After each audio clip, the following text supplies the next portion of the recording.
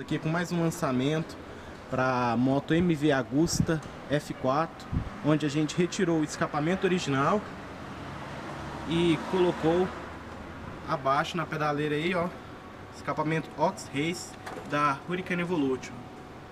Fizemos também um acabamento embaixo do banco aí para dar continuidade, não deixar aquele vazado aí, né? E é isso aí, Fernando.